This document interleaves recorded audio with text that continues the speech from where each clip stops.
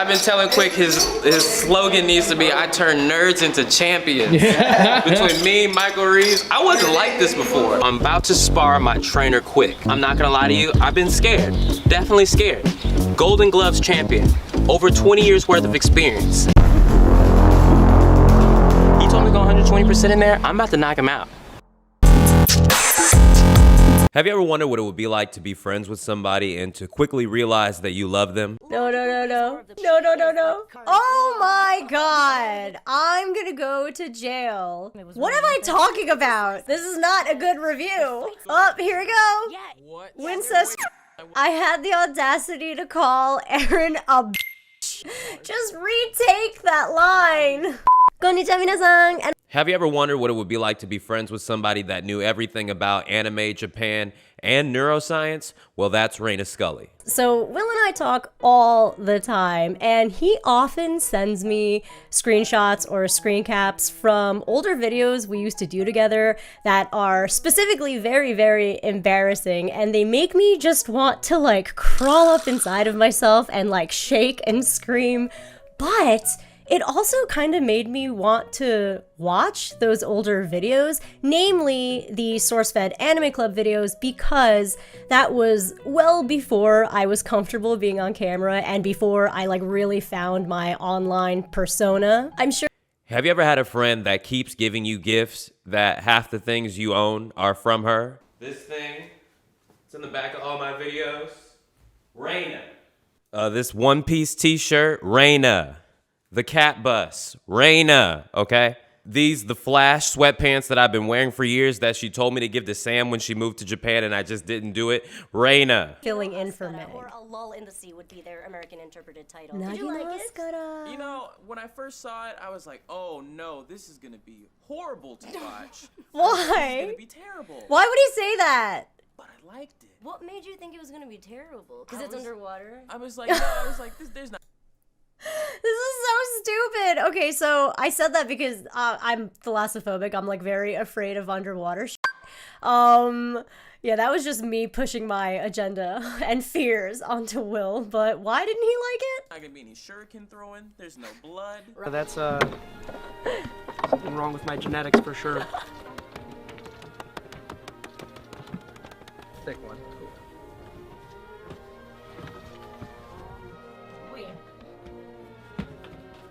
How do you...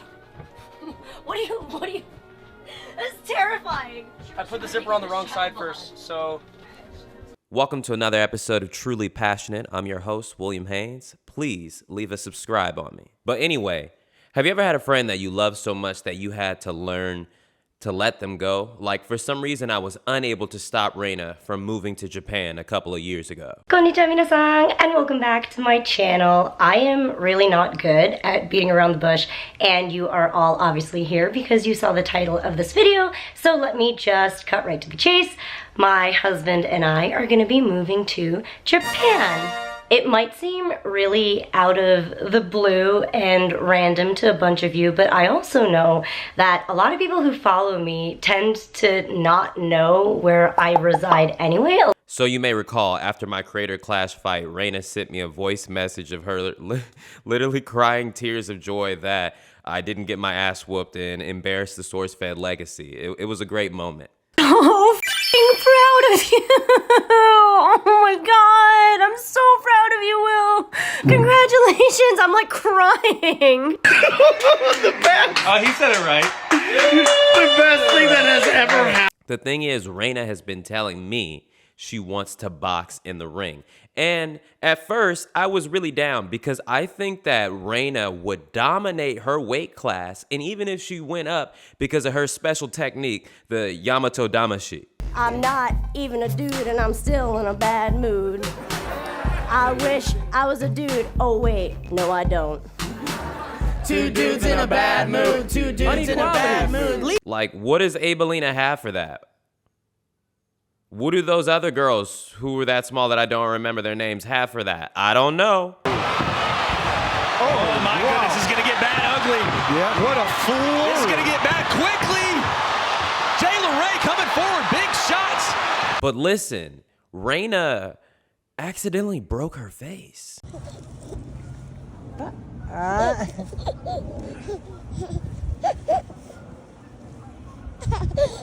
the following day, we drove straight to Massachusetts where Thanksgiving was going to be held, and we were prepping the whole house and everything was going so well. And this happened 2 days before Thanksgiving. All right, so how did this happen? Why did this happen? So I was incredibly jet lagged and we were so busy from the moment we landed. Like, I'm truly genuinely concerned, but this was a couple of months ago, but apparently it hasn't fully healed yet. And when I'm jet lagged, I don't have much of an appetite, so I wasn't eating well.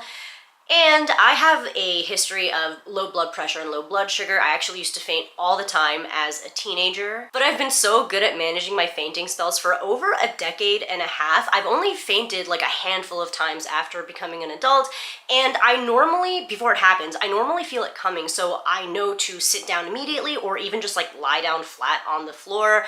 And yeah, I've avoided blacking out for the longest time ever. That was not the case this time. I must have been too far gone. I have no recollection of fainting or falling whatsoever. One moment I'm heading into the bedroom, and the next moment I'm face up on the floor and Mike is like cradling my face. But I'm concerned. I'm like, this needs to be healed if you're gonna fight. So I was on Raina's Instagram, you know, and I noticed that iDubbbz followed her, and I was like, oh snap. I did tell iDubbbz that she wanted to fight and that she could beat just about anybody. But I don't know. This face thing needs to heal first because, what? Raina writes on Internetgram, it's been 6 months since I broke my face. I severely damaged a few nerves and I haven't felt the right side of my face in half of a year. At first it was terrifying because I fractured my orbital floor in 2 places, but I didn't feel a thing. Then I was naively optimistic because my fractures were healed and the nerves started overfiring, which, although annoying, was a sign that it was slowly healing. I was also able to control my facial muscles pretty well and my smile didn't look so crooked.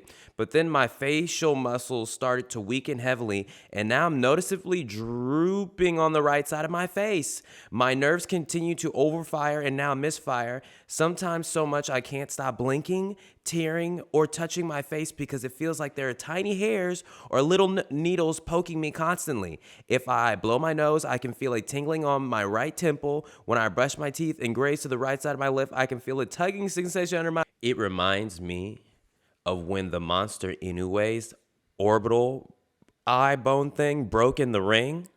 This wasn't supposed to happen. But he's walking through them so far. Catches blood coming from above the right eye. Naoya Inoue was the champion, fighting on home soil against an over-the-hill opponent. But all it takes is one punch, and in the Japanese fighter's case, his right eye became blurry and he started seeing double. So what do you do when your vision fails you 2 rounds into the biggest fight of your life? If you're a smart fighter like Inoue, you adapt by covering the broken eye and making do with just one. Sure, you lose some depth perception, but at least you're no longer fighting 2 people. And he had to disguise it by pretending like he wasn't hurt and put his hand over. What I'm saying is that Raina is the female, the monster Inoue. But yeah, that's pretty serious. Like, I think you need to get that. Yeah. So anyway, yeah, the rumors are true. Since we're talking about all the fighting, yeah, there has been leaked footage of sparring between me and 3 times Golden Glove champion Michael Kwik Flores, aka my coach. Thinking about it, I have to come up with a game plan. Fighting your coach is so hard because they know all your moves. So I'm gonna do some stuff that Kwik doesn't see coming. I'm gonna switch to southpaw. He's not gonna expect that. He's expecting me to come at him like this. What I'm gonna do? He's not gonna see that coming. He's not gonna have hit. He didn't see me do that right now. No.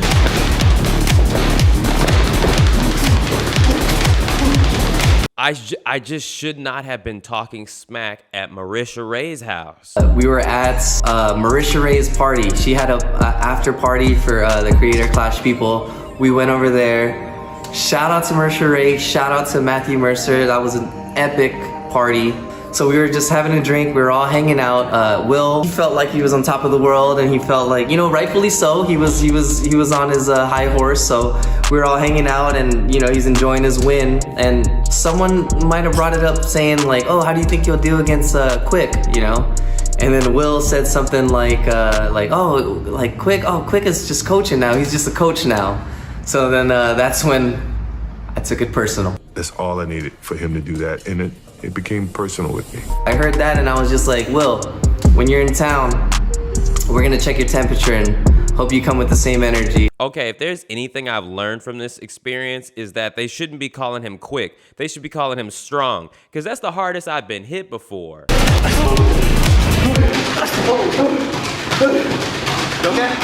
So yeah, pretty much what I'm learning watching this video is that I think I spoke about it on Sheet and Text Back podcast, is after Creator Clash, we all decided to link up and have a little party situation where, you know, everybody could have fun because they weren't trying to lose weight or gain weight. And it was at Marisha Ray's house, you know, and Matthew Mercer, two really cool individuals. And yeah, they had they got like 3 or 4 different balconies or whatever. But we were up on this balcony and he was right. I was talking my smack. I just won a boxing match with 3 weeks notice 2 months ago.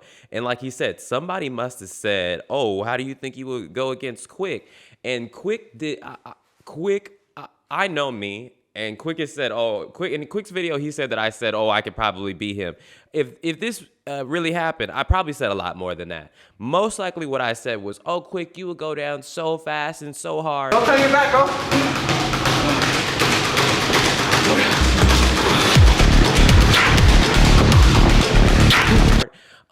But yeah, that's not what ended up happening. What Kwik is teaching me is that there's levels to it. There's people who've been training for 15 plus years of their life and are really in the boxing gym every single day of their life.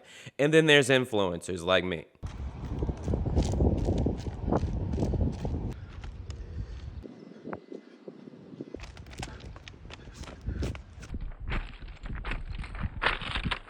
Also, apparently, the Jake Paul and Mike Tyson fight has been postponed. And yeah, this is one of these things that's just absolutely despicable to me. Look, I get it. I also agree that Mike Tyson is one of, if not the greatest fighters of all time. But the thing is, when you have a 30-year age gap on your opponent, I don't know. There's just something about that just doesn't seem very right to me. So I believe Mike Tyson was on an airplane recently, and they were like an hour away from landing the airplane, and he began to feel dizzy and really bad. And then after he got off the airplane, they're saying he's feeling better. And now they're saying that it was ulcers that was acting up. And look, the thing is... yeah, maybe you shouldn't be fighting at nearly 60 years old. I just don't see it. I don't like the Paul brothers. Yeah, the Paul brothers are like, we're not racist, but yet they constantly do things that would make people of color mad at them. Like potentially beating up and knocking out Mike Tyson. No, it's not racist, but I liked when Ryan Garcia said that he was going to step in for Mike Tyson, even though they're completely different weight classes. Obviously, we know Ryan Garcia would just, mop the floor with him with that crazy strength. There's definitely levels to this. There are people who've been fighting since they were 7 years old, or even up to 12, 15 years old. And there are influencer people who have been doing it for like a year, 2 years, 3 years. And it's big difference. Like you're fighting these CTE dudes, like Ryan Garcia has CTE too. Like, yeah, it's just like, so in conclusion, I just want to say violence, beget violence. And at the same time, peace, beget peace. I just ask you in this time to hold your friends close to you, because you never know when you might see them in the ring. You never know when you might see yourself in the ring. We live in a day and age where someone might call you and say, I need you to fight in a 20,000 person stadium in 2.5 weeks from now. And you don't have to get ready when you stay ready. So you know what I want you to do? Is I want you to stay in the gym every single day. I want you to stay working on yourself every single day, because you never know when yourself might be put to the test. Listen, just because a guy has 15 plus years more of experience than you, just because somebody has everything on paper to be better than you, I ask you to get in the ring with them. Because at the end of the day, it's really a fight with yourself to get better with yourself than it is a fight against them.